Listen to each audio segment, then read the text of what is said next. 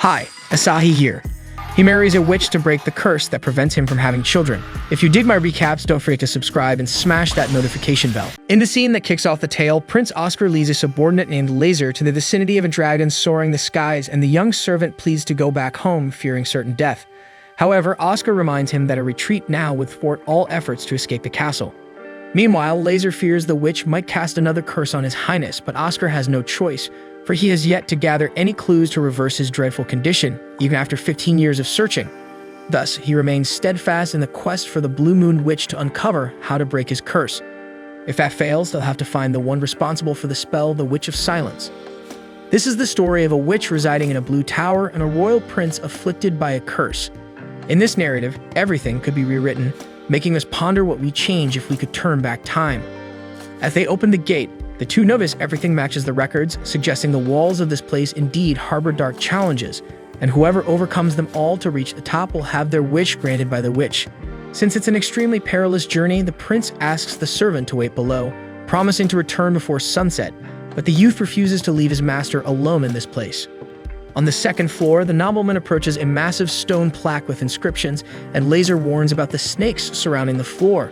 However, Oscar assures him they'll be fine because they're not venomous and tackles the first challenge, showcasing an ancient mathematical theory studied about 100 years ago in a small eastern nation, famous for never being solved. However, that's in the past as the theory was resolved 10 years ago, so Oscar presents the answer and the first plaque disintegrates. Lazar asks once again if it wouldn't be better to leave now, but the prince is starting to enjoy the challenge until a magic circle appears beneath them, absorbing them both. At the top of the tower, Latola, a servant of the Blue Moon Witch, informs her mistress that the first challengers in a long time have arrived. Last month, a traveler ran out of time after failing to solve the first stone plaque, so as few challengers have been arriving, the servant wonders if the mistress would like to observe these ones. But she prefers to wait for them to climb on their own and instructs Latola to do her job if the adventurers fail. Alone, the witch reflects that the vast majority progresses quickly until they lose their lives to the first guardian beast. Meanwhile, Prince Oscar cuts a beast in half, assuming it was animated by magic, hence not real. Lazar comments that the prince's lack of fear is making him even more afraid, but Oscar remains calm in the face of circumstances. Pressing forward, he approaches the edge and questions if he would die if he fell, and Lazar grows increasingly scared by his master's behavior. Advancing through the vast staircase, the boy believes they have reached the halfway point of the tower, and Oscar takes the opportunity to remind him that his great-grandfather was the last to reach the top 70 years ago. Lazar knows this tale when 10 men made the climb, yet only King Regius, reigning at the time, reached the summit. Catching on, Oscar believes he'll follow in his great-grandfather's footsteps to the end of this tower.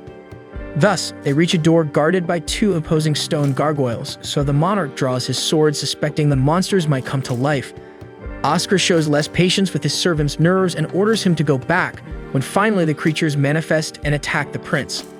Oscar uses his serenity to stay calm and study the enemy's movements, and dodging the first attack, he retaliates with a precise strike that cleaves one of the gargoyles in half. At that moment, Latola alerts the mistress that the challengers have reached the gargoyle room. The witch asks how many there are, and Latola replies 2, but in practice, only 1. The mistress was brewing tea for them. Although she believes they won't arrive to enjoy it, yet Latola asserts with conviction that this challenge will be overcome, causing a genuine surprise in the witch. Finally, Oscar wrenches his sword from the eye of the last gargoyle and cuts down the statue, ending the skirmish. This time, he realizes he's reached a stage where taking a blow could cost his life, but that doesn't deter him from continuing his journey. However, before moving on to the next level, the floor of the chamber begins to disintegrate, separating the master from his servant, and as the ground gives way towards the young boy, Lazar asks the prince to continue without him, revealing he eagerly awaits the day Oscar will become king. Then the floor supporting Lazar finally collapses, taking the lad into the shadows of an endless abyss. With no way to prevent the fall, the future king turns and maintains the determination to reach the top, opening the door to the next stage of the tower. This time, the chamber bears no resemblance to the rooms that once held stone demons until Oscar spots a table with a teapot. At that moment, a mysterious figure invites the man to sit with her, introducing herself as Tinasha, although nobody calls her by her true name. Oscar asks if she's the witch due to her youthful appearance, but Tinasha finds it impolite to question a witch's appearance. Soon she informs him that his companion is sleeping downstairs without any injuries. He asks if she used magic to alter his appearance, but Tinasha is offended again by these personal questions. Oscar argues that the woman is hundreds of years old, and he sees no wrinkles on her. So the witch explains her body doesn't bear the marks of time at the pace of humans, and her body simply stopped aging, for example. Changing the subject, Tanisha wants to know the name of this brave warrior who was the first to ascend to the top of the tower practically alone. So the man apologizes for the rudeness and introduces himself as Oscar Leith, heir prince of the Farsa's royalty, great-grandson and descendant of King Regius. Impressed, Tanisha notes Oscar's resemblance to the ancient king, although she finds the ancestor's face more welcoming. Oscar laments not showing his emotions, but the witch laughs at the formality and replies that at least the young prince is more handsome, although Reg was a pure soul with a childlike side. Finally, Oscar shows a feeling of surprise upon seeing the witch mention his great-grandfather by nickname, while Tanisha introduces her servant Latola, who recounts that the prince's companion is sound asleep outside the tower due to the spell she cast. Concerning this, Oscar believed that the witch buried men who couldn't climb a common grave, but once again, Tanisha is offended by the insinuation that she lives surrounded by a cemetery. In reality, she aims to avoid flooding her home with bodies, thus ensuring not to kill any visitors. Rightly so, the prince argues that the claws of those gargoyles are enough to tear any man apart, so she reveals that she sends challengers to the ground floor at the exact moment of the fatal blow, and those who fail have their memories manipulated and are thrown into random corners of the continent. According to Tanisha, most adventurers seek only honors and glories, and this is a fair price to pay for their excessive attachment to these things. On the other hand, Latola explains that some challengers face the deadly dangers of the tower in search of a cure for their sick children, and to these people, her mistress demonstrates a kindness as noble as her ambitions. Curious about this mysterious behavior, Oscar would like to know if the witch usually visits the nearby cities, but Tanisha has no interest in interfering in human lives, vulgarizing the real purpose of her gift with spells. In turn, Oscar laments that the Witch of Silence does not share the same thought since it was she who cursed the prince.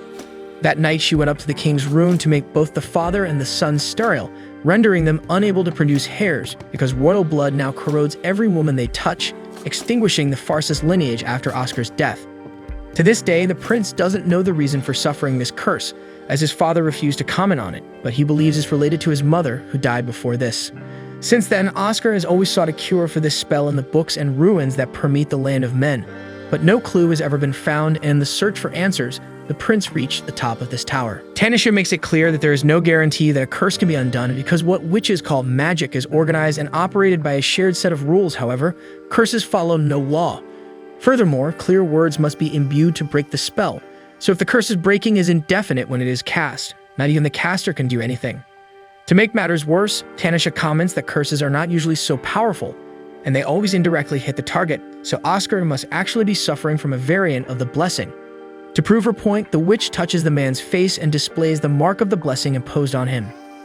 Interestingly, a blessing can be used for evil purposes. For example, that witch imposed such a powerful protection on all fetuses generated by the Farsas that no human woman is capable of bearing. Tanisha assures that there are magics to alleviate this blessing, but the Witch of Silence is so powerful that she sealed this spell with 20 layers of protection, hiding the cure in a veritable minefield. Therefore, Oscar must find a woman capable of resisting this protective power of the child. So Tanisha looks for this person based on the prince's magical power and resistance. He asks what to do if this woman is married, elderly, or a child, and Tanisha humorously makes it clear that the married one will have to betray, while the elderly, with a little help from magic, can be the old pot that cooks good food. As for the child, following the traditions of human kingdoms, they are usually shaped by the man until becoming an ideal woman for the next 20 years or so. However, the man is afraid of having to date a walking mummy, so he questions whether Tanisha herself would be able to resist the power of the blessing on her body. Innocently, she confirms yes, and seeing where this guy is getting at, the witch asks for calm at this moment, but soon Oscar says that his wish is to leave this tower with Tanisha as his wife. The woman refuses without thinking twice, but Oscar reminds her that she would do everything possible to grant his wish, and moreover, she herself said that she would find a way if she were elderly. Tanisha is enraged at being called old, but the issue isn't that. It's that this prince is simply trying to introduce witch blood into the royal lineage. Faced with this madness, Tanisha comments that her great-grandfather made this same insane proposal 70 years ago, but Oscar remains firm in his proposition, not backing down at all. Seeing that the man wouldn't back down, Tanisha threatens to erase the prince's memory and dump him at the corner of Neverland, so Oscar prepares to retaliate. However, the witch notices that the adventurer carries with him the royal sword Acacia, the only one in the world immune to magic. With no chance against her natural enemy, Tanisha sits back upon encountering the weapon of dialogue. Back at the table, the two stare at each other like two lions in a jungle, until Oscar comments that Tanisha lived in Fars's castle years ago from what he heard. The witch replies that she stayed there for a year and a half teaching magic and cultivating flowers. Faced with this, Oscar asks for just 1 year with the witch in his kingdom as his final wish as the winner. Finally, the Witch of the Blue Moon accepts to leave her tower as the protector of the Fars's prince, while Lazar wakes up outside muttering his wish to leave this place. At that moment, Oscar appears and introduces his companion as the witch's pupil, responsible for helping to remove the curse. Lazar whispers in the prince's ear why the witch of this tower didn't eat him alive, so Oscar asks back if this boy isn't afraid of death. Then the group sets off and the entrance to the tower is sealed, while Tanisha makes it clear that Oscar can ask whenever he wants for something to be completely burnt. Oscar says it won't be necessary because all that matters is her being by his side. By the way, he allows the witch to stay longer in Farsis if she wishes, but Tanisha replies that this won't be necessary either. As they settle into Oscar's house at Farsis Castle, Tanisha grants the prince a blessing that nullifies all external attacks, whether physical or magical. As long as she remains alive, no other human can break this spell. Oscar considers it almost like cheating, and the witch responds that making a pact with a witch itself is cheating. However, the man is still vulnerable to poisons and psychological attacks. Oscar jokes that this spell isn't too bad for an apprentice mage, and Tanisha mentions that's what they'll think she's within this palace, while in fact, she works to break Oscar's curse. He remarks that she could work to marry him, but the girl replies that they've already talked about that. Later, near the training courtyard, she comments to Lazar how complicated it is for Oscar not to have a successor, and she questions if there's no one else from the royal lineage, even if from a secondary family. In response, Lazar tells her that 15 years ago, there were a series of cases where babies disappeared throughout the kingdom, when all of Prince Oscar's cousins vanished. As a result, there was no royal member younger than him left. Meanwhile, while lighting a cannibal chandelier, the mage Cav asks Sylvia if she had the same luck, but the girl is struggling to do the same until she breaks the chandelier holder and Tanisha has to help. Sylvia is impressed by the spell without recitation from that woman, while Cav comments that the prince brought that person from the witch's tower. After helping Lazar with loading the books, Tanisha stops to observe sword training in the courtyard and asks who the two dueling are. Lazar tells her they are General Owls and Officer Meridina, and that this young general is recognized as the most skilled of all, even though Prince Oscar is stronger than him. Tanisha didn't expect anything else from a man who conquered her tower, and to the servant's surprise, she soon descends to personally practice sword against the general. During the fight, Alls lets out some nervous laughs for not believing that a simple amateur could be so efficient. Then he comments that if she stopped being a mage, she would be very useful on the front line. After the duel, Alls comments to Officer Meridina that it's clear the prince didn't bring this woman just because he likes her. Meridina heard that she is the witch's apprentice and considers that to be a problem, so the general jokes that jealousy doesn't suit the girl, who gets back at the boy for the tasteless joke. Speaking of witch's apprentice, coincidentally, Latola appears in the courtyard of Fars's castle in search of the mistress, and she is happy that Tanisha has found a good person for the pact and is having so much fun, but there is something she would like the witch to know. Shortly after, Tanisha enters the prince's office in battle attire and warns that she will be absent for 2 or 3 days. Oscar comments that he made a pact and can't be separated from the girl, so he asks her to at least inform where she's going. When she explains that she's traveling to the magical lake in Druza, Lazar enters despair because it was there where the demonic beast was sealed by the witch 70 years ago. Tanisha remembers that well and also knows that in that area, large surges and waves of high magical power haunt the place. Her intention is to discover who is responsible for this and what he is plotting. In this case, Oscar wants to go along with qualified soldiers, even though Tanisha promised to ensure the prince's safety only. That said, the witch gives him an hour to organize his departure. Meanwhile, at the magical lake, Vault observes the heavy fog awaiting something that is not visible, but is about to begin. He hopes that the Witch of the Blue Tower will notice soon. The girl beside him questions if this witch will really come to such a distant place, but Vault has no doubts because she has eyes all over the continent and is in search of the same thing he is. An hour later, the preparations were completed and Sylvia is enchanted by the dragon on Tanisha's shoulder, so she introduces herself to the witch and tries to touch the beast, but it seems she's not in the mood. Oscar asks why she's taking a dragon, and she replies that she intends to ride it if she goes alone. The prince comments that this monster doesn't seem big enough for that, and then informs the expedition group that the goal is to investigate the magical lake in Druza, and that no one should contradict Tanisha's orders. The soldiers are confused by this statement, and Tanisha asks if it's right to say that, but Oscar maintains his posture. Before the departure, the witch hears her name being said from a deep echo. Then the world around her loses color along with her companions who disappear. Alone, she analyzes the life she chose for herself, where everyone around her are grains of sand that fade with time, but she remains immune to the passage of years, always in the same place. After that, things return to normal and Oscar seems to notice something strange about his fiancée, but prefers to let it go.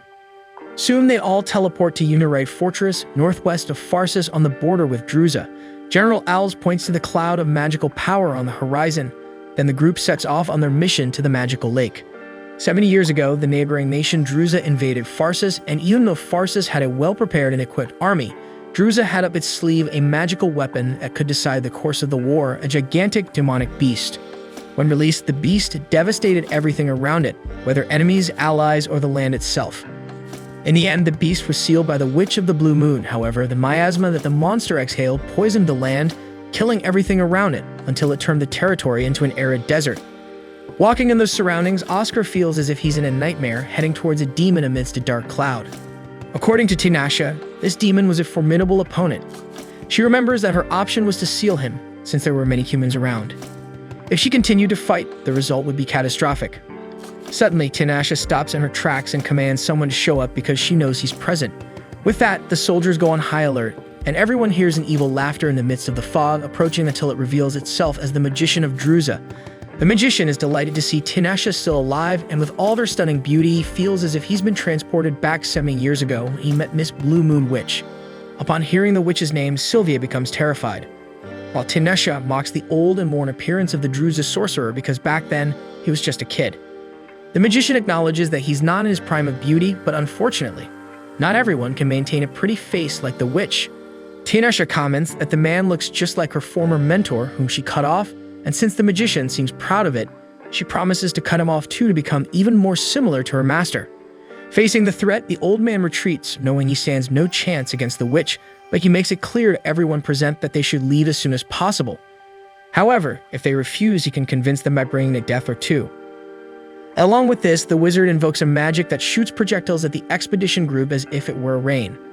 Oscar repels some magical arrows using his sword, but part of the team is killed instantly. Meridina was about to be hit, but the prince absorbs the magical projectile using his immunity granted by the witch. Meanwhile, Tinashe keeps her word and beheads the Druza magician, but he releases his own head as if it didn't belong to him and leaves laughing. After the escape, Tinashe explains that the old man is one of the magicians who controlled the beast, and that this surge of magical power is probably the result of trying to revive this creature, an attempt at revenge 70 years after its defeat. At this point, Tinashe heals one of the allies and Sylvia questions if she really is a witch, but instead of answering, she gives a gentle smile and asks Oscar if he intentionally let the enemy magic hit his hand. Oscar recalls that the attacks don't affect him, leaving Meridina frightened, but the witch still seems concerned. Although she didn't answer, Tinashe sees that the expedition group couldn't do anything but look at her with a strange look, so she sees no way out but to apologize for keeping this secret. Sylvia seems frightened and tries to downplay the situation for Tinashe, but she takes the young woman's hand and explains that witches are indeed something to be feared, so Sylvia shouldn't feel bad. Next, Oscar announces a temporary retreat to rethink his strategy in light of the facts that Tinashe wants to go after the magician alone because the enemy will do everything to revive the beast after discovering the presence of Pharsis soldiers. However, once again, Oscar insists on accompanying the woman because he doesn't want her to do all the dirty work for him alone. After all, the target of these Druza remnants is still the kingdom of Pharsis. On the other hand, the witch acknowledges that the man is persistent but reminds him that the pact they seal is only for a year, and in this brief period, she will fulfill her promise, and as long as she is Oscar's protector, she will always come back to him, no matter what she does or where she goes. Thus, Oscar releases the woman's hand and allows her to leave, and she reveals the true form of her dragon Nark by using the immense beast as a mount. Oscar asks if Tinashe would like to marry him when they return, but she gets nervous and leaves, saying that talking about these things brings bad luck before the fight. Meanwhile, the magician of Druza hurries the other sorcerers to break the seal quickly, but the control spell is not yet ready. The old man warns that the intruders are about to arrive, so the magicians strive to finish the work as soon as possible. The old man becomes excited about the imminent return of the demon because then he will finally be able to restore Druza's power. But Tinashe had already arrived and executes each of the sorcerers mercilessly, except for one. She questions if his intention was to undo the seal, and she immediately takes on the responsibility of doing it for him. Thus, she invokes her own spell and frees the beast. But despite that threatening presence, Tinashe orders Nark to stay back while she deals with the problem. Soon, Tinashe provokes the demon by asking if the sleep was good during those 70 years, and the giant wolf becomes enraged upon recognizing who imprisoned him all that time, then attacks with devastating magic. Tinashe retaliates with her own spell, but the beast's thick skin absorbs the impact without problems. Then the witch and the beast engage in an epic battle, and Tinashe uses her agility to swiftly navigate the beast's most vulnerable points and emit magical focuses that are subsequently used as explosives. Although she inflicted wounds on the wolf with the explosion, it regenerates instantly, but Tinashe uses these magical focuses to recite a spell that refers to the 7 shackles on the beast's body, which must sleep in the cave of ignorance it rejected. This time, Tinashe needs to kill the demon, so she continues reciting the spell to eliminate it, but the wolf bites into the witch's torso as she tries to finish her spell. Awaiting the outcome of the battle at Fort Unerid, Oscar sees Nark arriving from the battle across the horizon until the dragon delivers the witch with her belly cut open. Later, Oscar and Nark wait for the results of the examination, and soon Sylvia informs them that she found no serious injuries because apparently Tinashe herself closed the open belly. Thus, the prince rushes to see how the woman is, but she tells him to leave the room until she finishes dressing. After that, she explains that she suffered severe damage to her organs, but she recovered by accelerating her body's growth. Because of this growth, she will return to her previous appearance. Finally, Oscar thanks the woman for saving everyone on the expedition, and she responds that it was nothing. After all, she was a witch. The next day, Tinashe was caressing her familiar, which soon flew off the balcony. Shortly after, Sylvia enters the witch's room to serve coffee and sees her with a knife ready to cut her hair. The mage panics and asks to cut the woman's hair instead of her doing such a crazy thing. During the act, Tinashe questions if Sylvia isn't afraid of a witch like her. And the mage even acknowledges that witches are scary because, according to records, there are 5 of them in the world, and one night they together destroyed a nation in one night. However, Sylvia believes that Tinashe wouldn't do that, and this belief made the human change her perception of these sorceresses. On the other hand, when asked, Tinashe confesses that she got fears she didn't know how to deal with in the past, but that diminished after so many years of life. Currently, she hates being forced to go to bed, and she also bothers with the fact that she never knows what Oscar is thinking, and that sometimes it seems like he thinks of Tinashe as a cat he took off the streets. After having her hair cut, the Blue Moon Witch is introduced to the King of Pharsis, Kevin, as the prince's future wife, even though she insists on denying this information, correcting that she's there to remove Oscar's curse. Since she needs time to analyze a way to do this, she's staying at the castle. Oscar comments that she will have to take full responsibility if she fails, and this makes Tinashe start to rant again in front of the king, who comments to Lazar how well this couple gets along. Meanwhile, the mysterious Vault and Marries continue around the magical lake of Druza, and Vault believes it was lucky that the Blue Moon Witch suffered a serious injury when defeating the demon because that gave them a chance to possess this red stone. Out of nowhere, another man appears, saying he thought he was dealing with a local dog, but it seems that girl already took care of that. Vault replies that she has been looking for the green-eyed mage for a long time, but he understands that he must seek the witch at the right time. After all, she wanted to see him all this time. Vault emphasizes that in all stories, this man treats the witch very badly, but when the green-eyed mage questions where he got that from, Vault doesn't go into details and says he's just a mere spectator.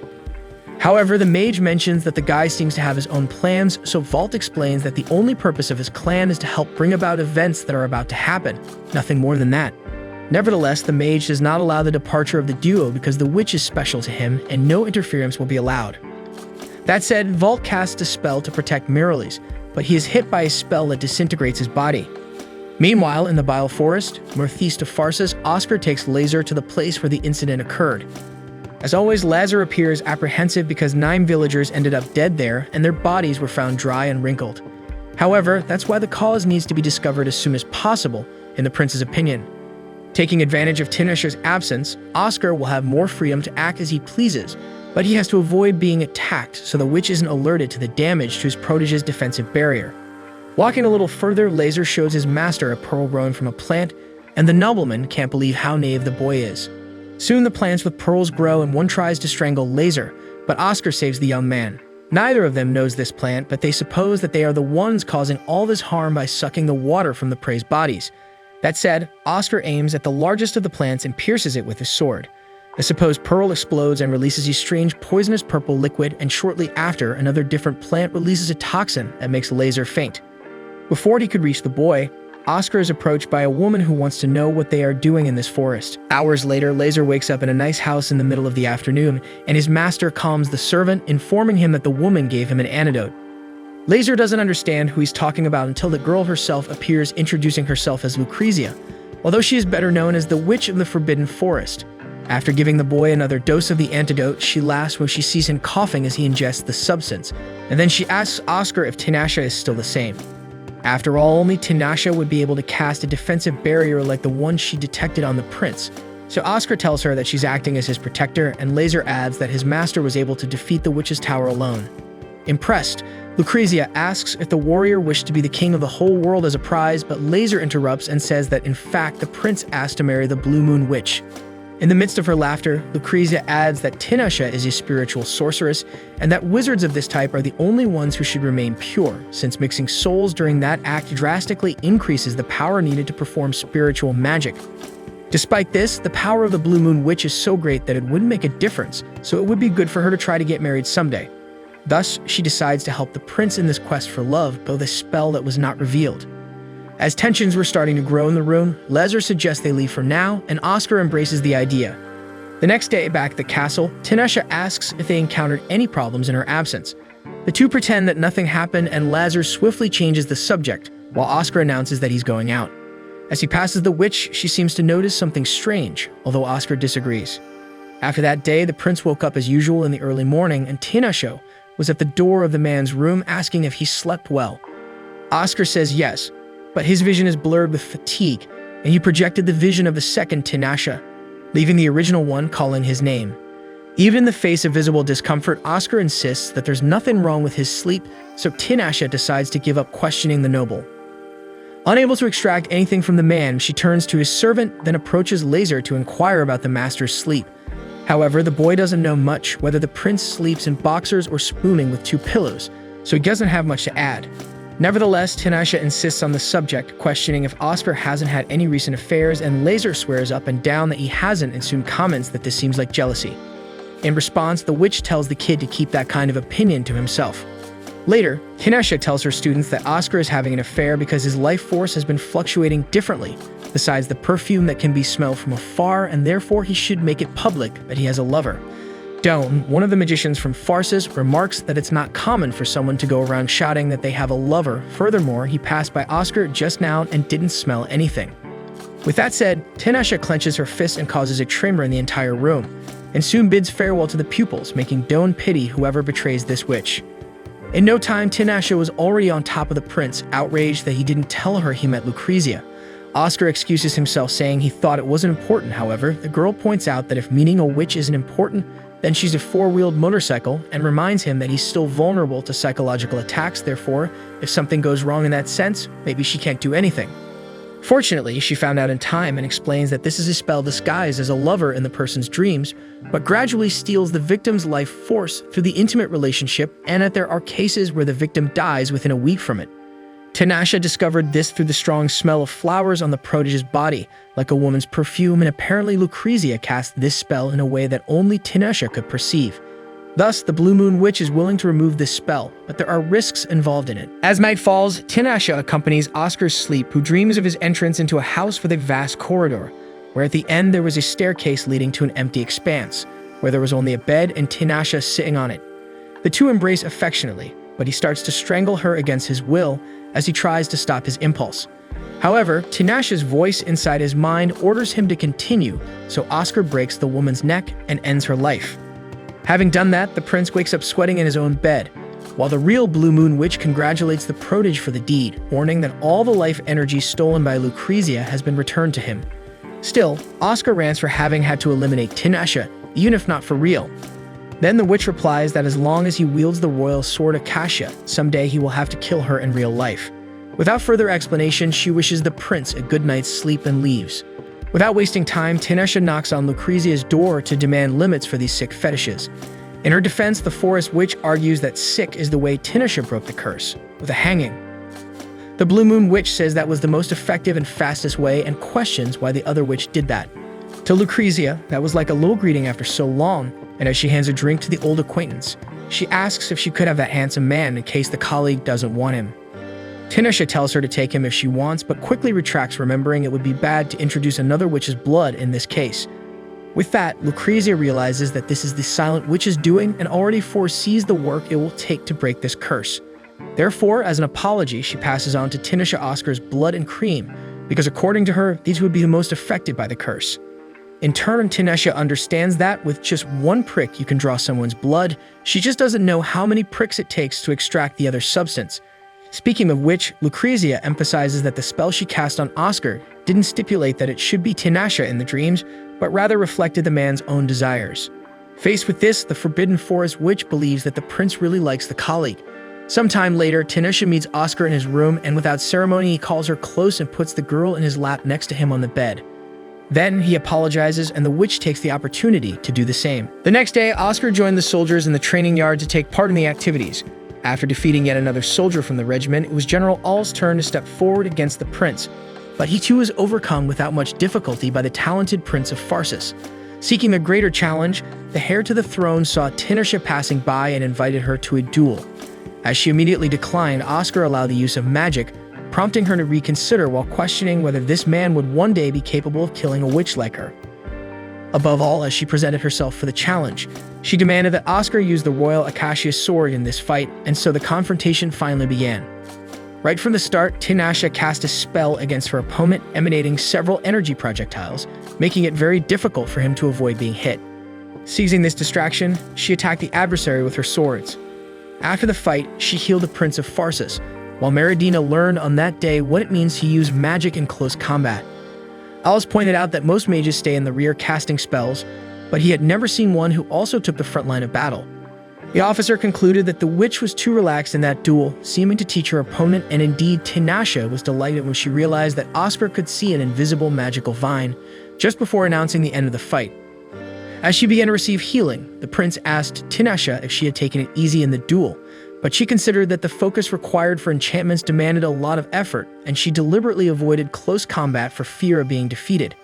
Oscar replied that he did the same because he didn't want to kill the witch, to which she views the human as knave for thinking so.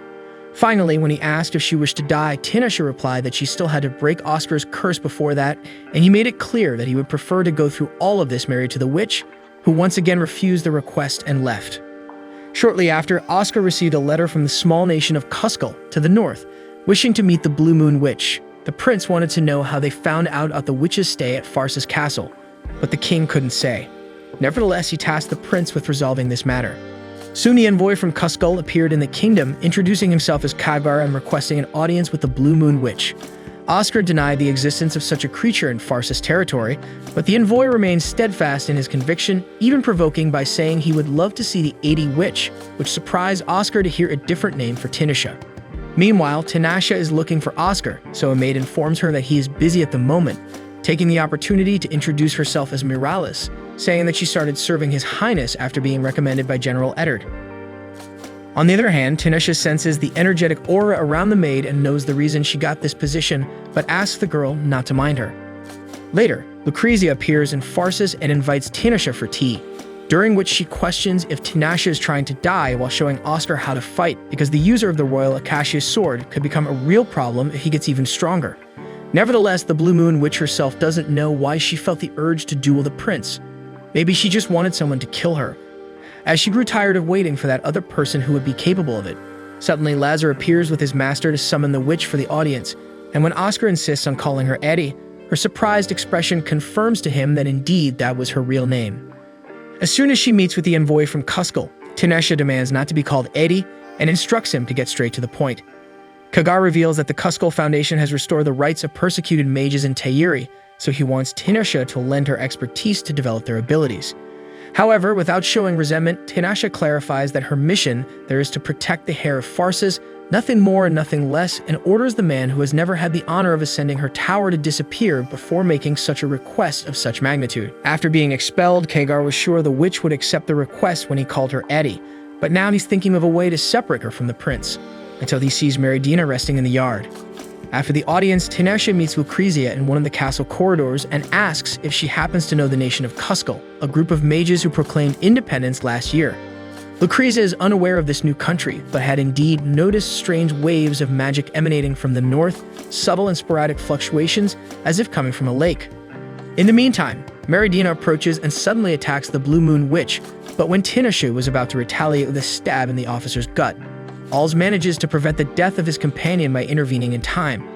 Faced with the situation, Oscar puts his sword to the general's neck, who cannot explain himself, while Marries accuses the witch of deceiving men's hearts and therefore should leave this country. This is an accusation that Tinashe has heard many times, although she has never actually done so, and so she becomes saddened and cries, but Lucrezia is certain that the woman is acting this way because she is under mental control. Oscar asks her to reverse the spell, so the Forbidden Forest witch warns that it won't come cheap, while Tinashe tries to remember the last time she cried. Already lying in her bed, Tinashe hears Lucrezia say that she has already treated the bewitched officer, but the girl doesn't seem to care about that at the moment. The next day, Tinashe invites Oscar to her tower and informs him that she sent a familiar to investigate Cusco. So from now on, she wants the prince to train with her. Without further ado, the first training session between the two takes place right there. At that moment, and after the fight, Tinashe praises the man's performance, who wants to know the reason for all of this. Tinashe explains that she would like Oscar to choose the path he desires among the greatest number of options possible, and so she hopes he will come back for another training session tomorrow. Said and done, the prince returns for another series of duels, and Tinashe was getting heavier with the human, who returned day after day as soon as he finished his official duties. At the end of each training session, the witch healed the man, and they would have tea together. Over time, Oscar was already facing two opponents at once. However, when Tinashe used her invisible vine again, this time the prince couldn't see it and was knocked down. Facing this, Tinashe realizes that mental exhaustion affected the man's perception. He couldn't see what he had seen before in the fight against her in the palace. With that said, Oscar proves the witch's point by fainting on her shoulder, forcing the girl to leave him somewhere. When he wakes up not understanding anything, Oscar leaves where he was left and finds the Blue Moon Witch on the highest balcony of the tower. He touches the witch's waist from behind and asks why she didn't slap him. Then Tinashe explains that she expected that from the boy, but if it bothers him, he just needs to control himself. Then she gives him tea with 3 kilos of sugar to recover his pupil's fatigue, who questions if he can have magical power while getting diabetes by drinking the beverage. The tutor tells the prince that he has magical power, however, he won't be able to use it while wielding the acacia, but he can still see invisible spells like the vine. Thinking about it, the next day, the tower witch surrounds Oscar in a circle of fire and tells him to observe the flow of magic and then cut it when he finds the place that acts as the axis of the spell composition. Not understanding much of what was said, Oscar swings his sword around the circle without causing any effect until he stops to analyze the flames around him more deeply. Soon he sees the axis mentioned by the witch and cuts it with the acacia. Tinashe applauds the human success and considers putting him to fight against others of his kind next. To the tower owner's luck, a group of 5 adventurers invades the place to conquer the labyrinth, giving Tinashe exactly what she was looking for. Soon, she announces that any wish will be granted to the team if they defeat the man in front of them. And as the team prepares to advance, the witch warns Oscar that she will prevent any deaths, so he can go all out in this fight. With that said, the heir to the throne of Farces wins the conflict without breaking a sweat, so Tinashe decides to end the training for today. Oscar asks if he would be able to win a duel against the witch now, and she replies that it wouldn't be fun if they already knew the answer. At that moment, a familiar cat of the woman returns to the tower with information about Cusco. At dawn, Tinashe returns to Farces and tells the servants Lazar and Marries that the small nation to the north has about 200 spiritual mages and wizards. Impressed, Lazar mentions the fact that each country only has an average of 20 to 30 mages, and that's why Oscar considers the possibility of Cusco preparing for a war. Tinashe doesn't deny this risk, as they were seen trying to summon demons. According to Oscar, since that territory is a monarchy, and considering that the current monarch is not the former lord of the lands, the chances of a mage leading the nation are high, so the prince intends to continue investigating. At that moment, Als interrupts the meeting hastily to warn about General Eddard. After some time, the officers and servants close to Eddard attended his funeral, especially Marries, who was summoned to the palace precisely because of that man. Sobbing, the young woman remembers how kind he was even though he was a distant relative.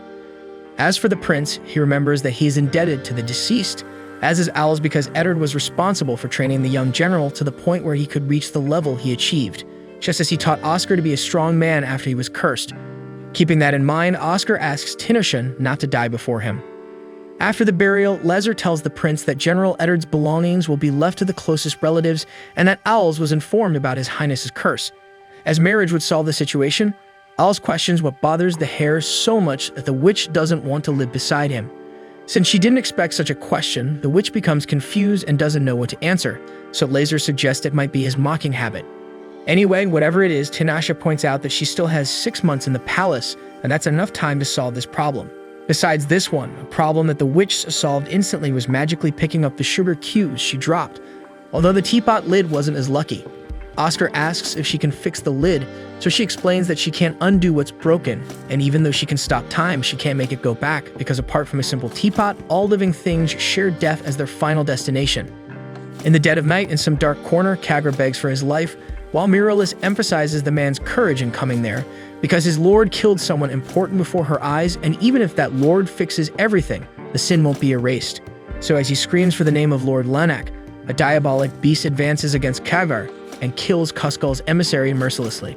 At some point in the past, a man carried Tinashe in his arms while she slept, calling her by the name Eddie as she awakened. According to him, something good is about to happen, and he wanted her to see it too.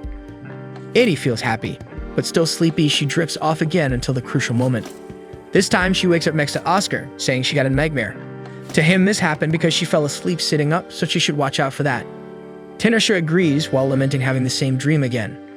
This morning, the prince was settling kingdom matters when Marries serves him a mug of tea, which he thanks her for, while also noticing something strange about the girl. Nonetheless, Lazar arrives to announce that the king wants to see Oscar. Upon arrival, the sovereign says he sought advice from Tinashe about his son's future bride. Due to Oscar's curse, his wife must possess a high magical resistance, and the witch recommends Oscar marry Marries because she meets this demand. Dissatisfied, the prince questions if the witch knew this for some time, and she responds affirmatively, stating that given the circumstances, indeed the servant is a good potential bride because her family transmits magic through lineage, and even though her power is sealed, the girl inherited magic from her parents. Oscar is irritated for not being informed earlier, but the king demands silence, stating everyone is striving to do their best for him, so he should focus on getting to know his future bride better. Later, Oscar asks the young woman who was responsible for sealing her magic. Marries reveals it was her mother, alongside Master Kumu, meaning a double seal. Changing the subject, the prince asks Lazar where Tinashe is, as it's been a week since he last saw her, but no one knows where the witch went. In fact, she returned to the top of her tower, where at this moment she was having tea with the witch from the Forbidden Forest, Lucrezia. Tinashe tells her friend that Oscar found a candidate to marry, so now she's free from that. Although Lucrezia doubts that the Blue Moon Witch is as relieved as she claims. Suddenly, Latola alerts that a challenger has arrived at the tower, bypassing the closed entrance with teleportation.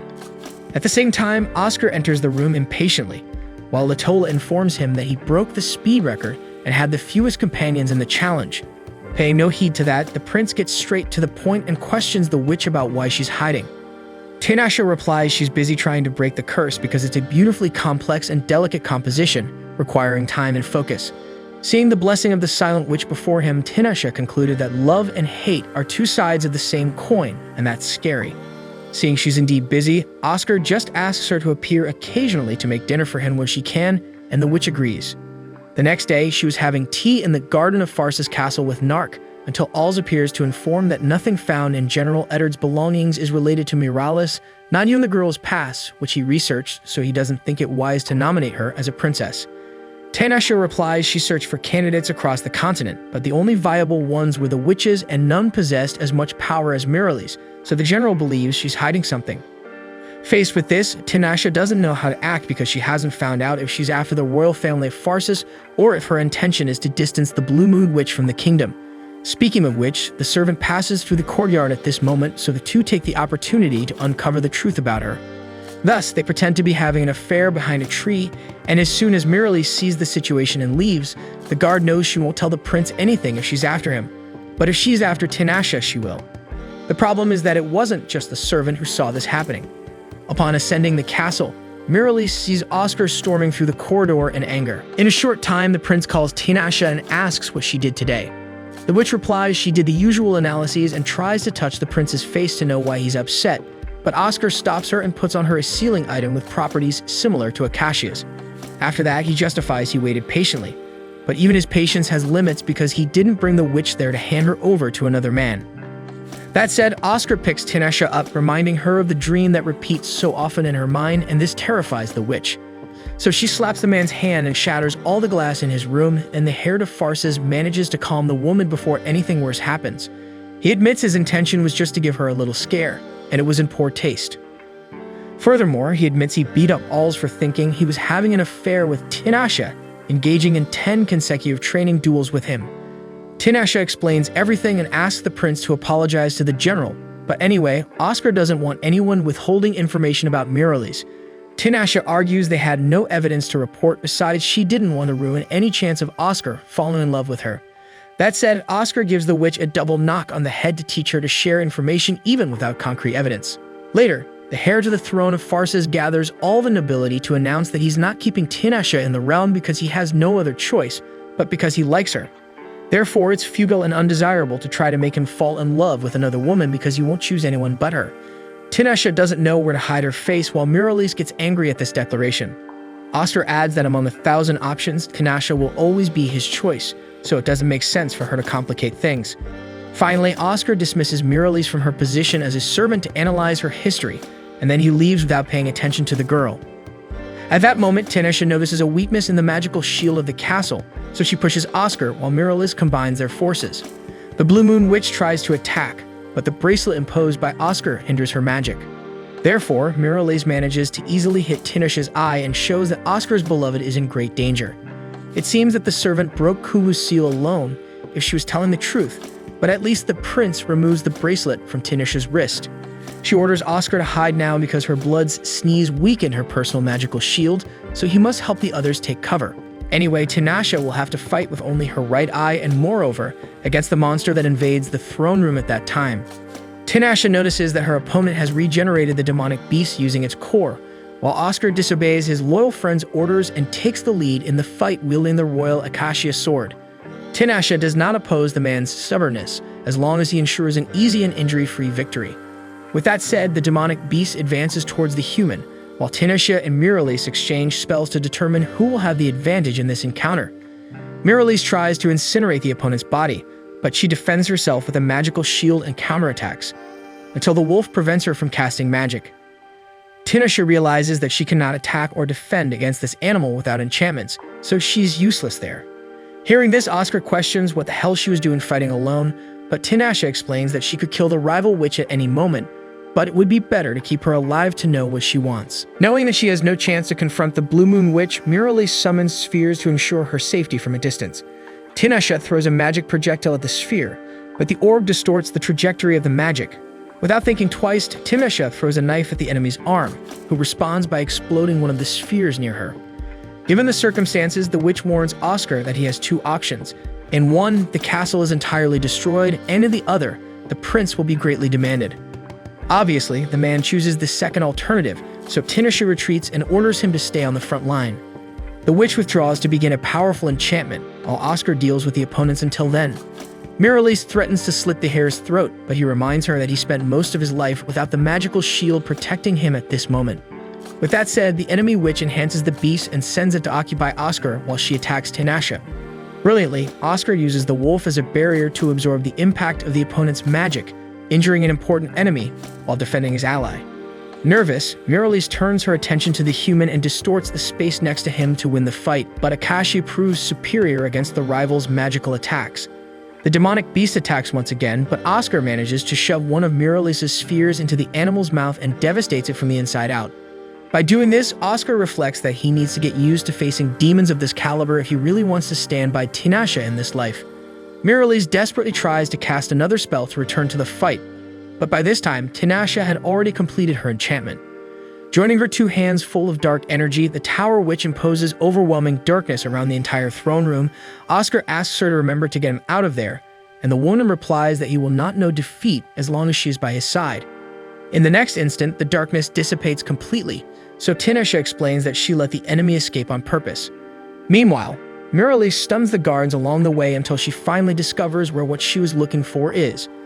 In the treasure room, she tries to open a white box unsuccessfully, and there was Tinashe to ensure that the opponent does not get what she wants. With no escape, the intruding witch screams that Tinashe doesn't understand why she needs that box. She emphasizes that in the future, the Blue Moon Witch will meet the illusion she sought, suffering alone as queen. Trying to escape, the girl is grabbed by Tinashe, And when the white box falls to the ground, a bright red orb comes out of it, making Marries cry and ask forgiveness from someone named Thwart. Soon the orb sucks the witch's soul into itself, with the approval of the witch herself, leaving only her hollow, empty body behind. Observing the scene, Tinashe supposes that Lanak is involved in this. Curious, Oscar collects the strangely beautiful magical sphere from the ground.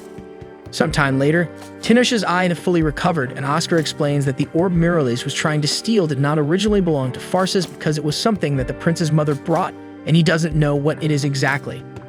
With that said, the warrior seems to have a strong headache, but he minimizes the fact and changes the subject, saying that Tinashe did not respond to his entire declaration he made to her earlier. The witch declares that she will never marry and that the man should give up. The nobleman responds that he can wait and pulls her onto his lap, while the woman reflects alone that Oscar may see only one option, but she intends to make him see several until he forgets that, so that the darkness she seeks in her past does not reach Oscar and affect the path he decides to tread.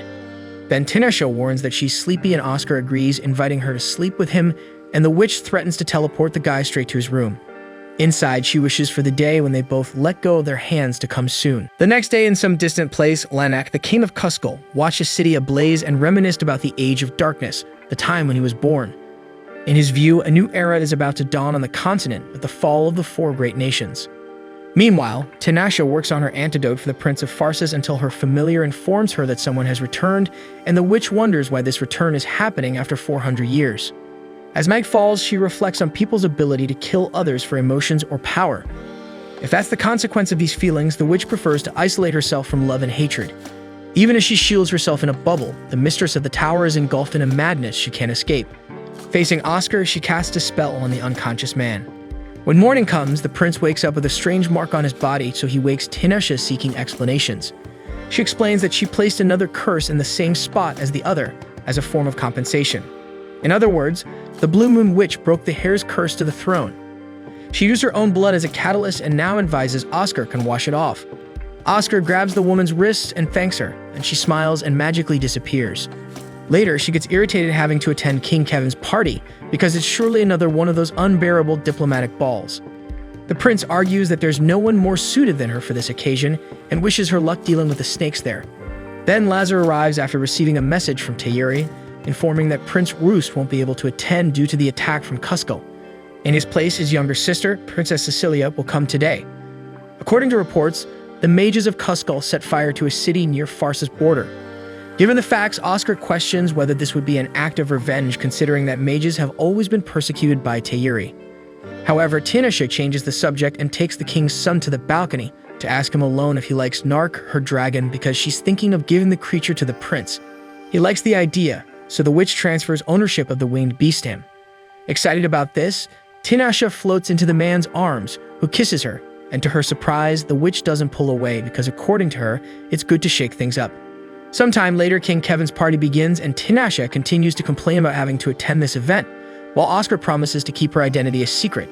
She understands but promises to blow the nobleman into pieces if she's introduced as his fiancée. When introducing himself to his father, Oscar congratulates His Majesty Kevin, the 20th King of Farsis, on his 53rd birthday today. Soon Cecilia, the Princess of Thayeri, appears at the party, catching Oscar's attention, who laments the attack suffered by her nation. Cecilia emphasizes that they were just annoying mosquitoes and nothing more. Anyway, the Prince of Farsis would like to know more about Kuzco and the invaders, and the princess would love to tell a story, but perhaps in a more private place. Meanwhile, Kevin thanks Tinashe for her presence, especially for breaking the curse on his son. The witch feels happy to fulfill her pact and announces that Oscar is now free to marry whoever he wants. Speaking of which, the prince appears in the corridor being dragged by the Princess of Thayeri, who gives a cynical glance to Tinashe. The king laughs at the situation, saying he can't control his son and his age, but confesses that he would prefer him to marry Tinashe. Taking a breath of fresh air, the witch is relieved that she can't even dance with the dress she's wearing. Suddenly, she looks ahead and sees Lanak. At the same time, Cecilia shows off to Oscar by saying that her dress took 6 months to be sewn, but the man is fed up with this talk. At this moment, Tinashe enters the room and asks the princess to leave because she needs to discuss an urgent matter with Oscar. Cecilia is offended and questions who she thinks she is to speak to her like that. The prince explains that she is a trusted mage, while the princess orders her to leave as she is just a mere servant. In response, Tinashe tells the princess to shut up and even calls her an imbecile. Having said that, Cecilia cowers and turns around. Without the presence of the shrew, Tinashe puts a drop of her blood behind the prince's ear and reveals that she should have died 400 years ago, so he couldn't fall in love with the dead, but rather freed himself from it and contemplate the future of this nation that depends on its future king. As she spoke these words, the witch was backing away. When Oscar tries to reach her, the witch stops the man and remembers when she broke Lucrezia's spell. Then Lanak appears from a portal, praising the beauty of Eddie. Tinashe hugs the king tightly, happy to see him alive. Then Lanak reveals that he created an entire nation called Kuskal, just for Addie to become queen. A nation built from the ruins of others. Oscar can't believe what he sees, while Tinashe lets herself be embraced by the king of Kuskal. Lanak notices that the other man present wields the Akashi's sword and therefore needs to be destroyed. But Tinashe convinces him to leave Oscar aside because even though the sword is powerful, it's useless if the user is weak. Incredulous, the prince wants to know what's going on. So the witch rudely replies that their pact ends tonight because the curse has been broken. Oscar threatens to draw the sword, but Tinashe warns that any aggression against Lanak is an aggression against her. When the woman clashes her sword against Oscar's, he remembers the training with her in the tower and concludes that he is capable of killing the Blue Moon Witch, but still hesitates, giving Lanak the opportunity to take his beloved away through the portal he came from. The next day, the mages of Pharsis mourn the departure of their mistress, as well as the impact it had on Oscar's mind. Speaking of which, the nobleman appears handing paperwork to Lazar and telling him to take care of the rest. The servant asks where the prince is going, and he informs that he's going to Lucrezia's forest. Lazar tries to prevent his master's journey, but he doesn't back down from his conviction. However, Lucrezia appears in the castle to spare the young heir the trip. Soon the witch of the Forbidden Forest reveals that she also received an invitation to Kuskal, like Tinashe. Just like all the witches, she declined, but Tinashe's acceptance could cause problems across the entire continent. Aside from that, Oscar wants to know the nature of the relationship between Lanak and Tinashe, and Lucrezia explains that she has been searching for him ever since she became a witch. In a way, the witch of the forest is happy to see her friend find the one she has been searching for so long. However, Oscar thinks that man wasn't in his right mind, as if he were in a dreamlike haze. Whether it makes sense or not, Lucrezia thinks that Oscar is feeling the pain of betrayal, but regardless, he declares that he will not give up on his future wife, so he will kill that guy and bring her back. If she wants to date another man, then he'll throw in the towel and let the woman flee.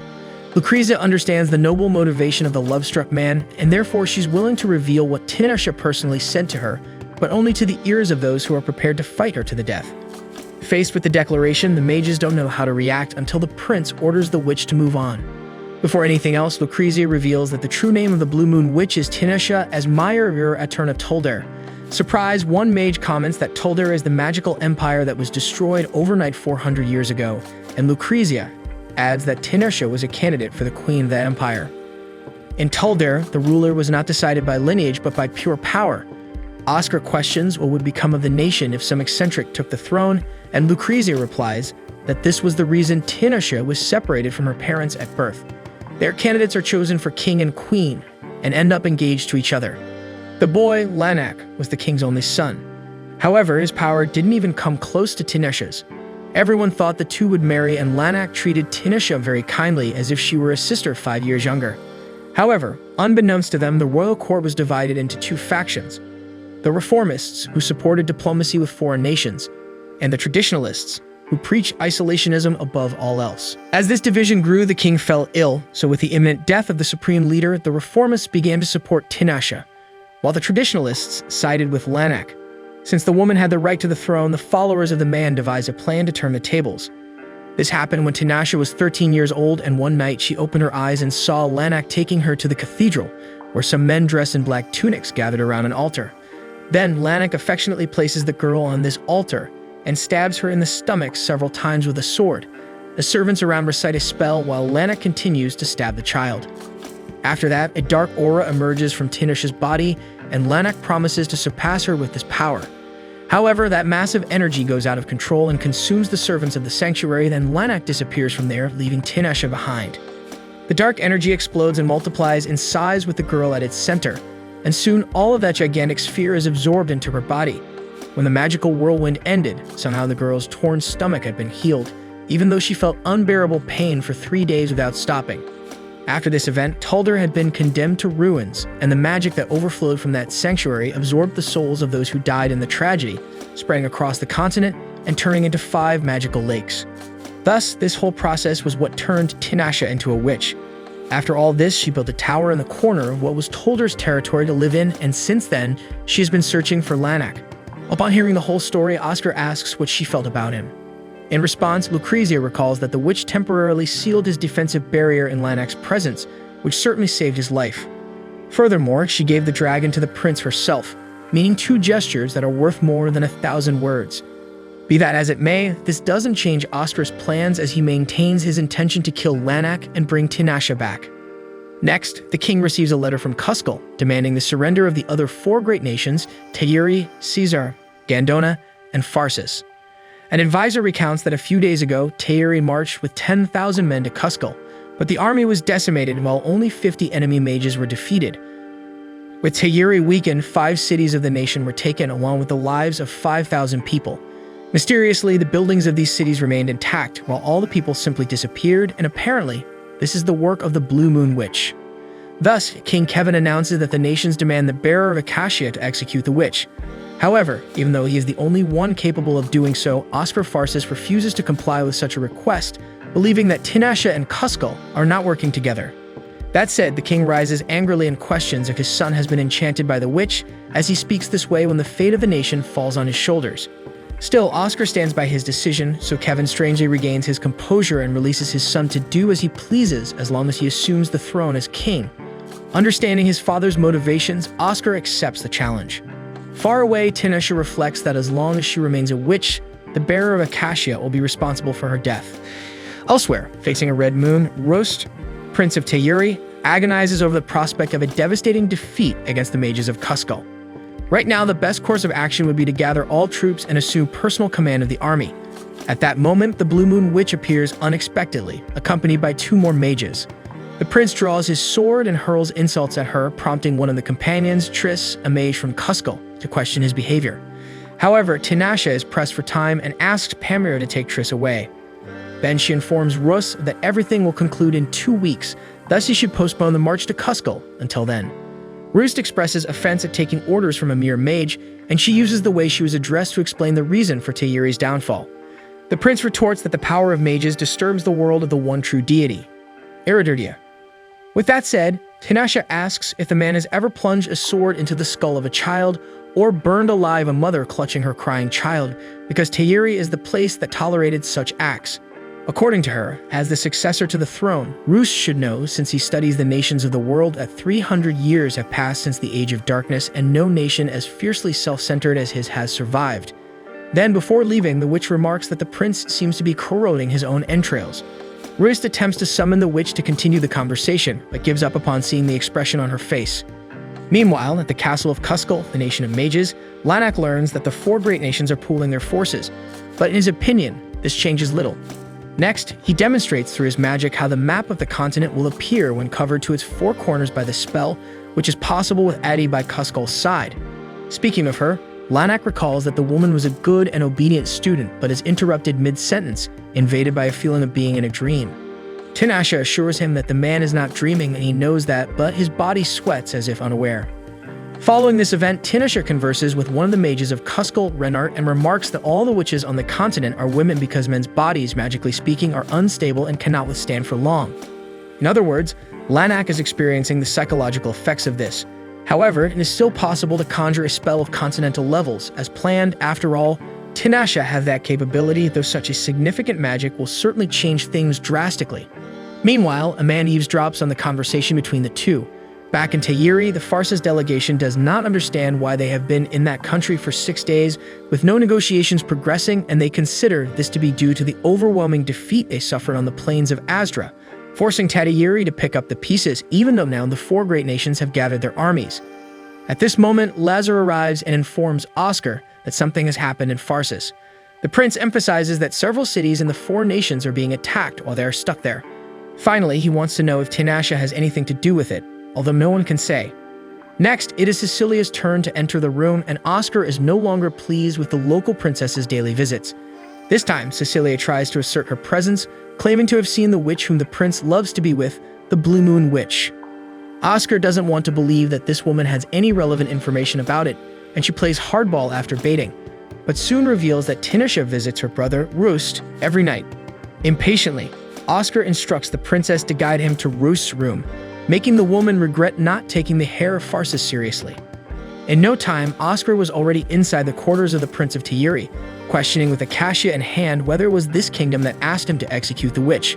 Rust doesn't know how to react to the situation until Tinashe appears once again on the man's balcony, and Sue startles at Oscar's presence. The Prince of Farsis extends his hand to his beloved, but the mages of Cuscal grab her by the arms, while Renard opens a portal to take the three of them back to their kingdom. The next day, during the organization of the nation's armies, Oscar complains that Prince Royst's stance has cost the Alliance a lot of time, besides expressing curiosity about this event that Tinashe said has passed. Lucrezia appears and informs that she checked all the cities and that it really seemed that all the people had disappeared, but it was a defensive barrier so that no one would notice the populations who still remain there. At the same time, the witch warns that Tinashe will not protect herself, so Oscar must be her shield. Meanwhile, in the leadership of the troops, General Caesar discusses with General Gandona that this is a hard story to swallow until a man emerges in the middle of the army and introduces himself as Bartolos, chief mage of Cuscal. The battalions draw their swords immediately, and the mage laments the aggression because he thought everyone would like to see their king extending his dominion throughout the continent, especially since Bartolos himself is capable of guiding people along that path. The soldiers question who would be crazy enough to accept such a thing, but Oscar offers to go to Cuscal, only for the mage to teleport all the present men to their nation. Upon arriving there, Oscar looks around and is faced with the very definition of an ambush. Dozens and dozens of sorcerers surrounding the trapped soldiers until Lanak appears and welcomes the visitors to the ruins of the Cathedral of Tuldar. He then reveals that the reason for this meeting is for him to offer a proposal, emphasizing that the continent is filled with discrimination and cruel conflicts. Lanak's goal is to end this discord through unification, and if anyone disagrees with this measure, it will receive immediate divine punishment because soon he will receive the necessary power for it. Besides, he presents his fiancée Atis. When exhibited in meeting Oscar among the visitors, Tinashe cannot help but react, so Lanak asks him what happened. The witch avoids the subject and questions the reason for the visits, so the king of Cuscal recounts that he wanted everyone to witness the final moments until the conclusion of the procedure. With that said, Tinashe understands the reason and conjures a throne for herself to sit on. At that moment, Lanak approaches and casts a spell that extends to the skies, causing light objects to levitate from the ground. Oscar focuses on thinking of a way to interrupt this process, while Lanak commands the first lake, Compassion, to be born, the first of the 5 that will be formed by the energy and magic of nature, along with countless human souls. With the magical union of these 5 elements, the wizard will be able to watch over the entire continent from wherever he is, as well as control the weather itself as he wishes. He then inaugurates the second lake, Jealousy, and the third, Denial. Afterwards, he takes another step toward his plan by conjuring the 4th lake, Admiration, and lastly, the final lake, Hatred. With this, Lanak contemplates the dawn of a new era in front of allies and those who claim to be his enemies, until Tinashe interferes and replaces the magical circle of the king of Cuscal with her own. She explains that she has been searching for Lanak all this time, and when she finally found him, she was so happy that she could have cried because she saw the wizard as someone truly necessary. For instance, when invoking the lakes, the man was the only one who knew their defined names. However, now it's time to free the souls of the citizens Lanak killed 400 years ago, who merged and were trapped by the magical lakes. Faced with this, Lanak questions whether Adi will betray him again, and she laughs at the wizard's thought while beginning his punishment. The king orders his subordinates to eliminate the witch, so Renard and Pamira form a magical shield to protect Tinashe. The witch asks them to flee, but they know that protecting Tinashe in this case is like preventing the queen in chess from being taken off the board because only a piece like her is capable of sublimating the magical lakes, this spell so complex and gigantic. However, Bartolos, who remains loyal to the sovereign of Cuscal, has nothing to do with it and knocks Pamira down with his magic, opening a hole in the shield that surrounds Tinashe. Taking advantage of this gap, the wizard unleashes another spell towards the witch, but this time it's Oscar who avoids the worst using the royal sword Acacia.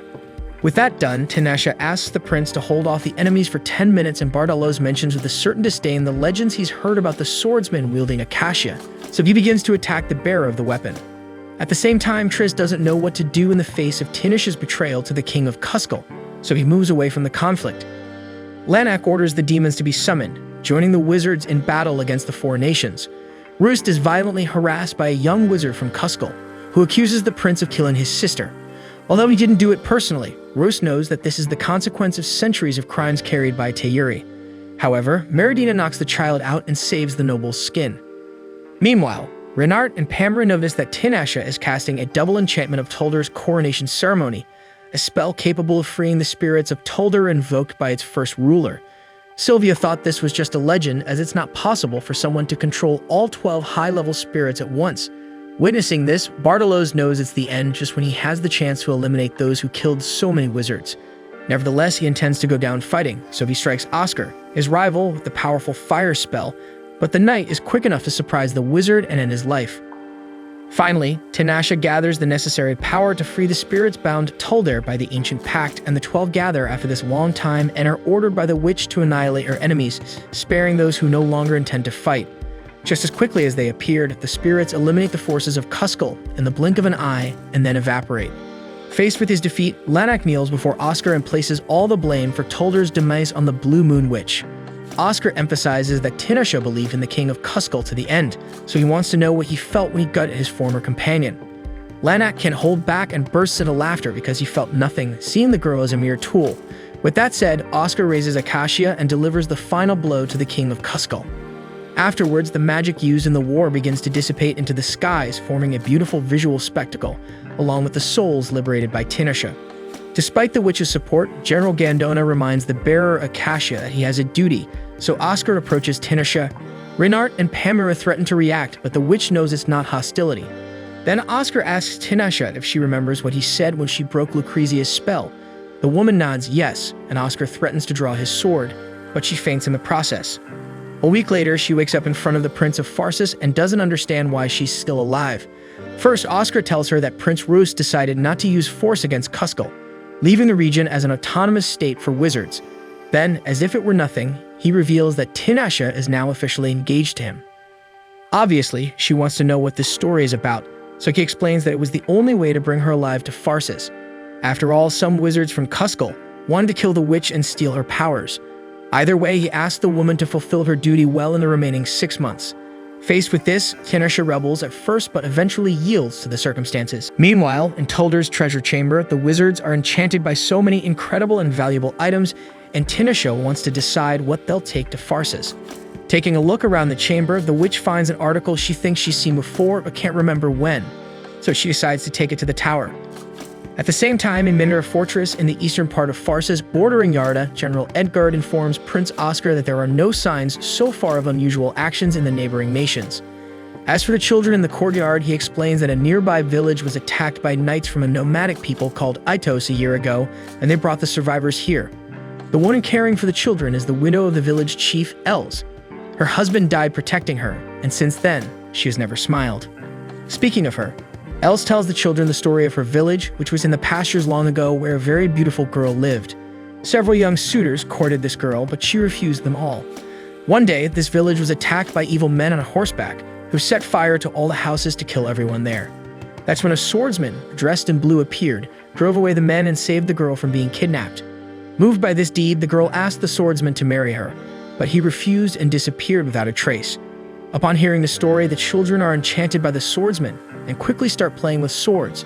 Right behind them, Tinashe approaches the woman and confesses to being curious about the story just told. Els reveals that this is a true tale from 200 years ago in her village. The swordsman in blue was actually the son of the girl he saved, meaning the legend goes that he came from the future, being the woman's daughter with a nomad who kidnapped her at that time.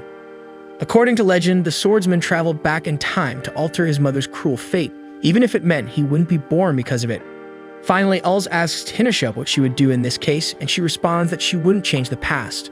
A little later, Oscar comments to Tinashe that she never ceases to amaze him, because while they were granted only one room, he didn't expect to see her turning into a cat. But for her, it's perfect to share one room, because that way she can keep an eye on whether the prince sneaks out at night. Soon we see someone dead and spilling an obscene amount of blood in front of a man with bright green eyes. Oscar wakes up to the noise Tinashe makes, and she explains that she fell into a deep sleep and tuned into a corresponding dream frequency. In other words, someone in this fortress transmits a dream with strong emotions when they sleep, someone with great magical power who never learned to control this gift. This dream is always about someone that person hates and can't forget. The next day, Oscar goes out to analyze the territory and comments that the neighboring country, Yarda, is becoming more desert-like every day. Then he proceeds to visit all the villages. However, he finds himself surrounded by several archers in an ambush. Still, the prince asks the witch not to act. Meanwhile, a man who calls himself Javi steps forward from the archers, proclaiming himself the leader of the Itos and making it clear that Oscar has something he wants. Oscar doesn't yield to the pressure and responds that he won't negotiate with bandits, which offends Javi because this way of life is what supports their families, enjoying the law of the jungle, which is a source of pride for the organization. That said, he reveals that he's looking for the woman who tried to kidnap him a year ago, and with her as the prize, Javi will have a duel against Oscar on the plateau of the Red Rock. Arriving there, the leader of the bandits explains that this land is sacred to them because, according to legend, a god visited this place long ago. However, the name of this god was lost. Attentive to the story, Tinashe feels something very strange about the place, so she suggests that Oscar take this duel to the castle's training ground through her teleportation. However, the prince imagines that the opponent won't accept such a request and dismisses the possibility of making this invitation. Then Oscar tells Javi that if he wins this duel, the Itos will never be allowed to raid Fars's lands again.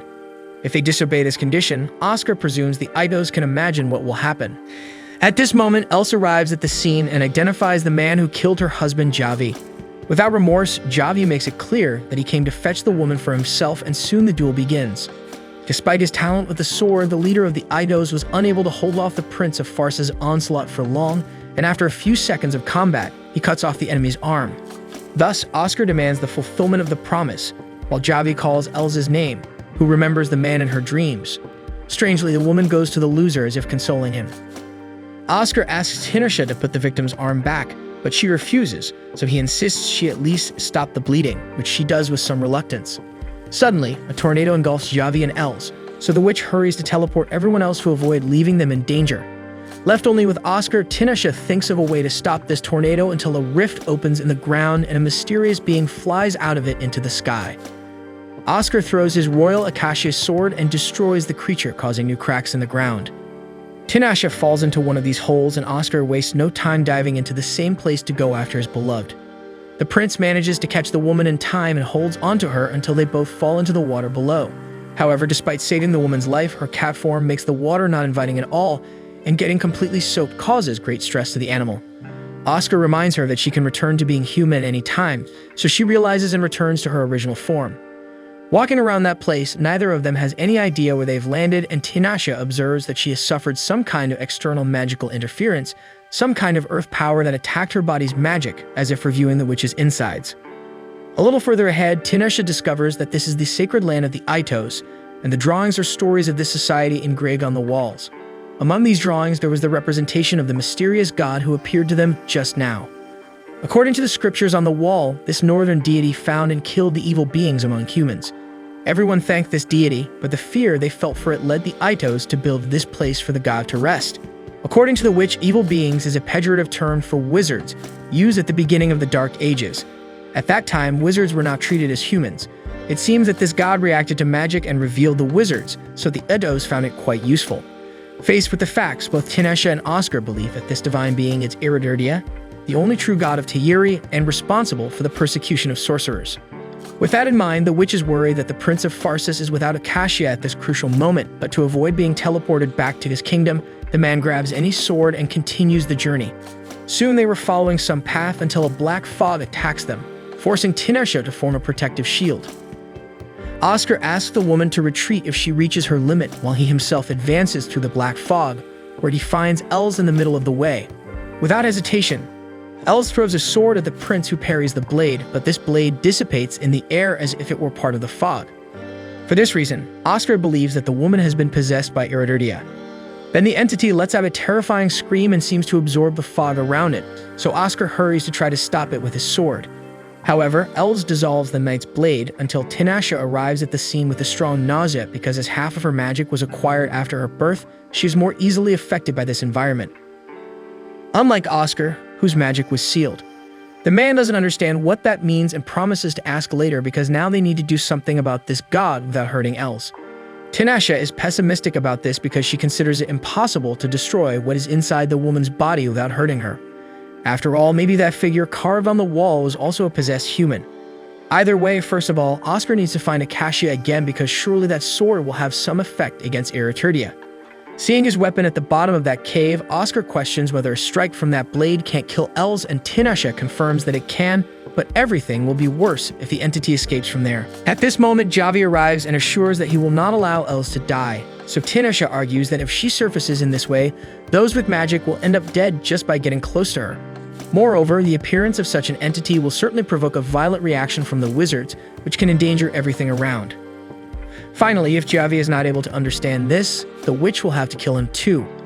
Even though she doesn't care who the woman is capable of killing, Javi begs the witch to save her, but the sorceress sees no choice but to end it all. With that in mind, she asks Oscar to kill her if she becomes a threat to the world. The man assures that he would do that, but only if this condition is irreversible. Happy with those words, Tinashe affirms that it's because Oscar is like that she keeps fighting. Having said that, she kisses the knight's forehead and swallows a small silver sphere. Oscar runs after Acacia, which makes Els react violently. At the same time, the witch reveals to Ereturdia that it was she who awakened the entity, which was previously inside an ancient seal, until it reacted to a magic from the witch and woke up possessing this woman's body. As a mage of this continent, the Blue Moon Witch announces that she will be the opponent of this being that has brought chaos to the world. Ereturdia tries to attack the witch until Javi grabs the god from behind, giving the witch an opportunity to absorb Ereturdia into herself.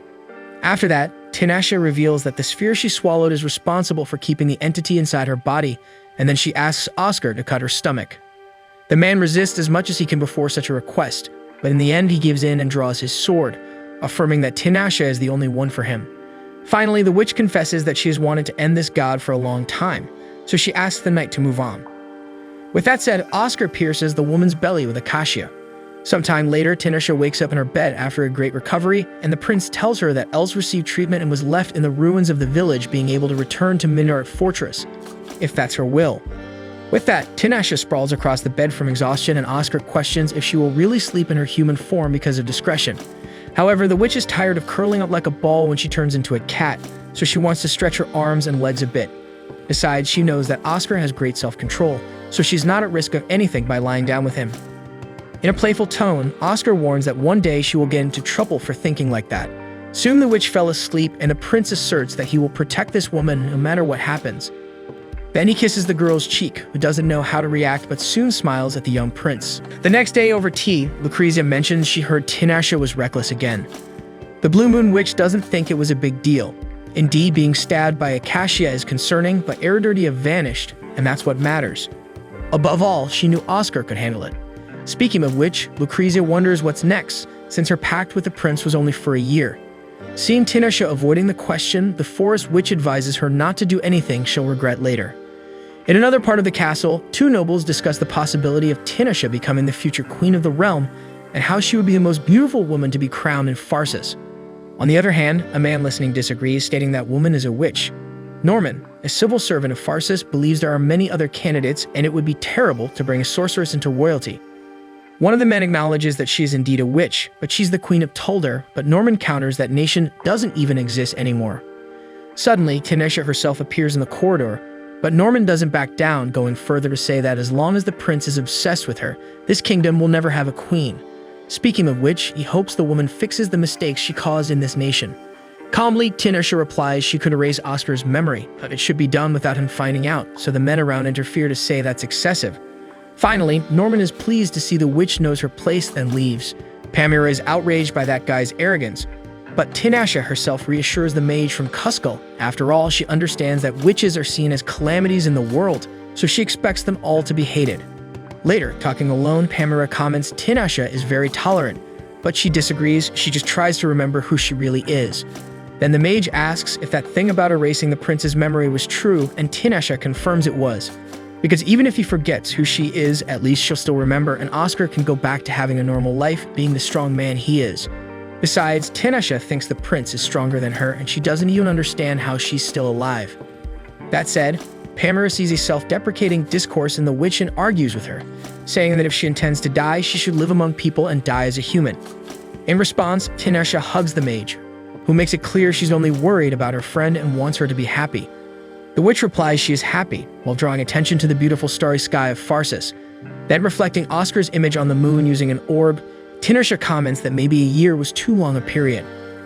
After that, she pays a visit to the prince and shows the sphere she had just used, a gift to be appreciated, the capture of the sky in a frame. After thanking her, Oscar asks if everything is okay with the woman because she seems a bit sad.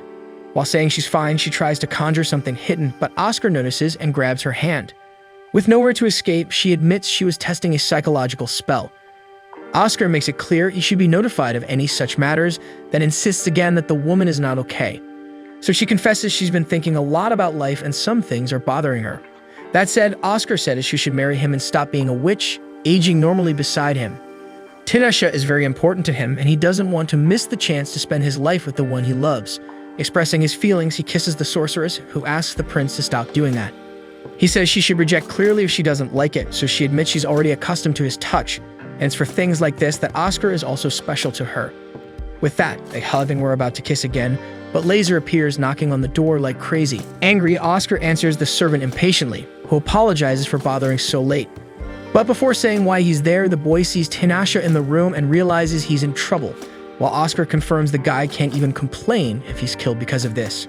Shortly after, Tinashe sees a winged creature flying over the skies, until an explosion occurs in the middle of the city, breaking the magical barrier of the castle.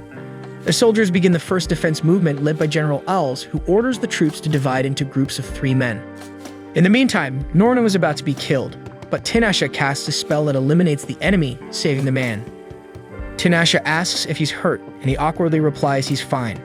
As the woman prepares to leave, Norman draws her attention again and wishes her good luck, asking her to take care of his majesty.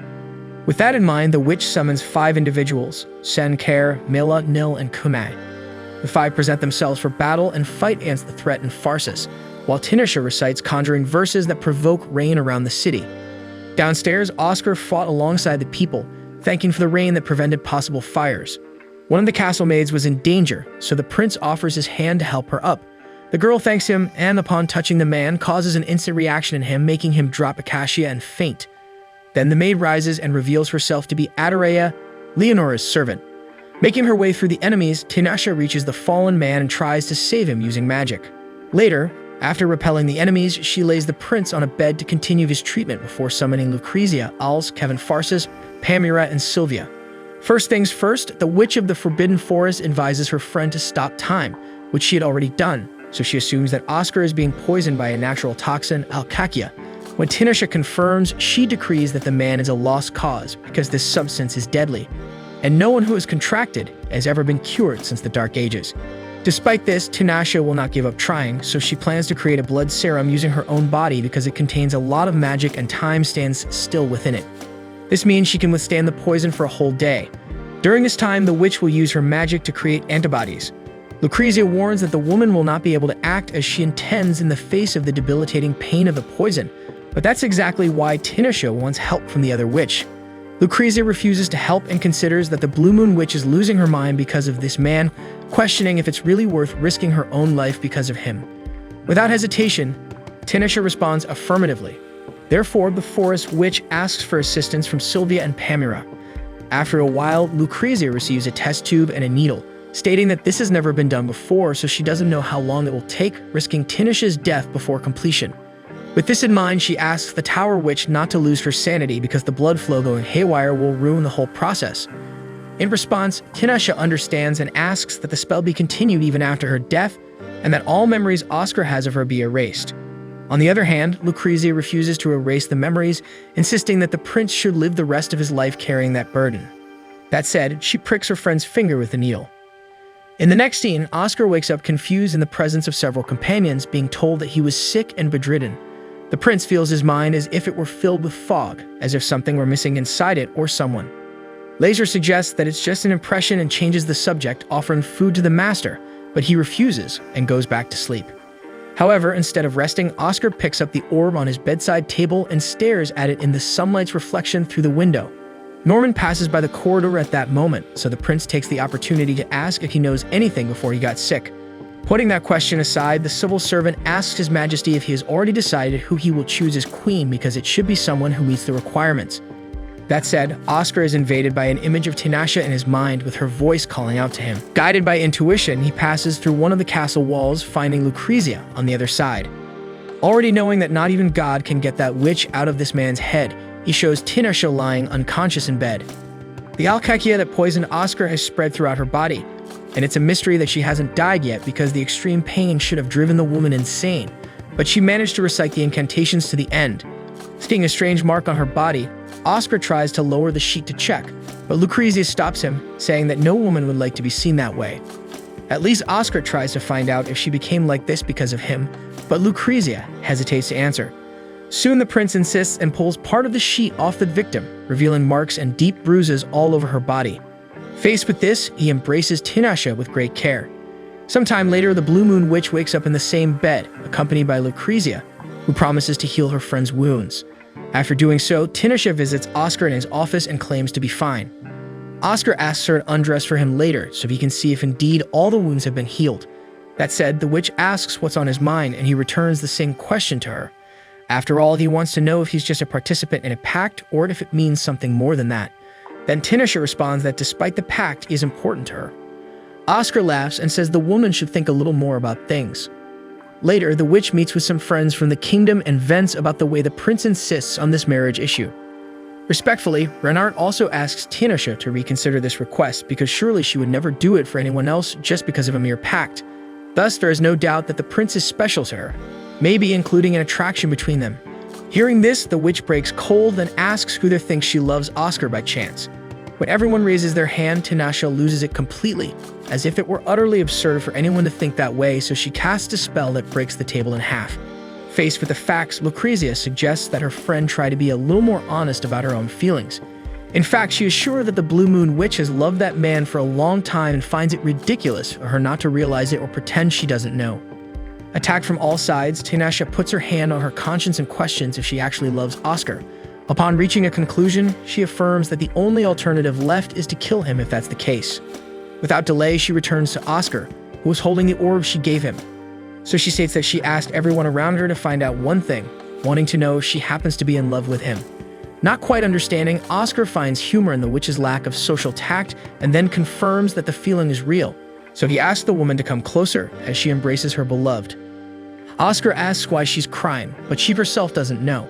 Anyway, she feels happy to have met Oscar, and this time she kisses the prince with conviction, unlike all the other times. At night, the two are together in bed and Tinashe realizes she needs to use much more spiritual power to invoke magic now. Oscar asks when the ceremony will be where the witch will have the privileges of the royal family of Pharsis. However, the woman does not seem very happy with this conversation. In her mind, just being Oscar's lover would be enough, but the prince doesn't want to hide her from the rest of the kingdom. As dawn breaks, the two are already performing their daily tasks, while Tinashe questions Oscar if the New Year festival is held in the Eastern Temple, and he says yes, and it's customary for him to go by horse to present himself to the people. Suddenly, Latola appears in the prince's office, informing that there are visitors in the tower. Despite being closed, 5 boys under 10 years old are trying to get in there, and from the conversation, it seems they are residents of Pharsis. Meanwhile, at the tower's entrance, the rascals are mocking one of them, say because the kid doesn't have the courage to try to open the door. Tinashe appears at the same time to scold the guys, so they say they came to ask the Blue Moon Witch if it's true that in the north it rains ice instead of water. They are sure it's a lie, but Sei said it really happens. Tinashe asks if they're talking about snow, then Sei confirms that's exactly it. The witch questions what would happen if the boys encountered bandits along the way, but Sei replies that the king became strong facing challenges on his journey, so she teaches that the king went through a whole training before embarking on any adventure, and then opens a teleport to take the boys back. Over the days, Tinashe casts a surveillance spell that covers the entire territory of the kingdom, although she notices absolutely everything that happens in that area,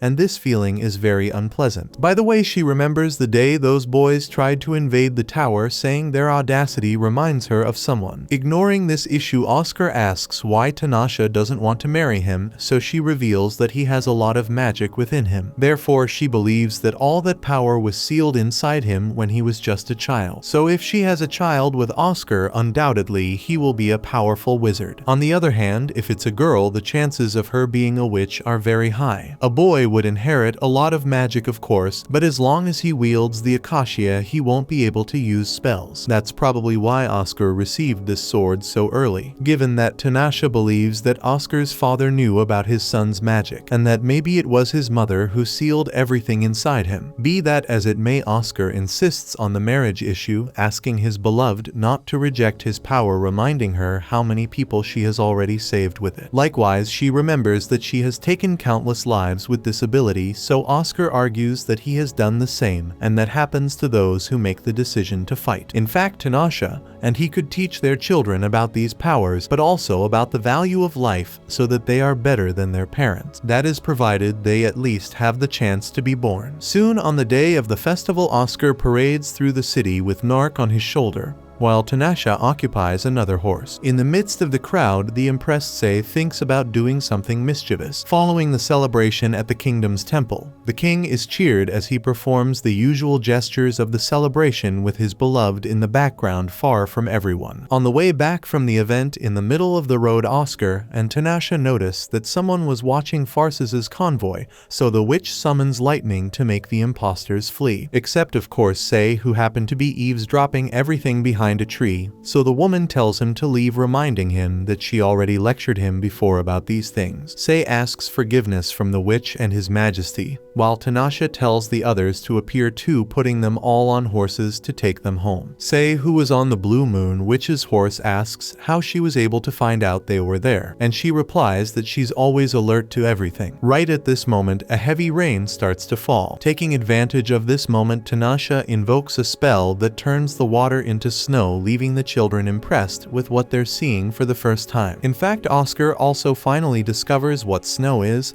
and this additional feat makes the king realize that the world has much to offer when he's with the one he loves the most. Later, after arriving in Farses, Oscar picks Tanasha up, while his suitor asks for some time to think better about this marriage issue until the pact between the two ends. The king understands and then informs that he asked his father about his mother, and he said that Oscar should do as he pleases since he also got married for his own reasons. Anyway, the new king feels happy to be alive because now he can be with his beloved, who responds feeling the same. Meanwhile, Leonora, the witch who cannot be summoned, asks her servant how Tanasha was. The man says her spells seem different, so Leonora imagines she may have yielded to a man, which is reckless considering the life-threatening situation she recently went through. Be that as it may, Leonora intends to kill Tanasha if she's being careless. A day later, Lazar informs that they will receive details about the celebrations of Gandona's Foundation Day in 2 weeks. Oscar complains that he doesn't want to go because he's worried about the problems in Yarda in the east, but he has no choice. So besides Tanasha, the king decides to take Palmyra and Sylvia to help his beloved get dressed. Tanasha asks what's up with that because she can very well dress herself, but Oscar warns that it's a formal dress, so it's a different story. The witch remembers that she's only going as an escort, not a parade, but Lazar points out that everyone considers her His Majesty's bride. Faced with this, the woman begins to dislike the idea of going, and Oscar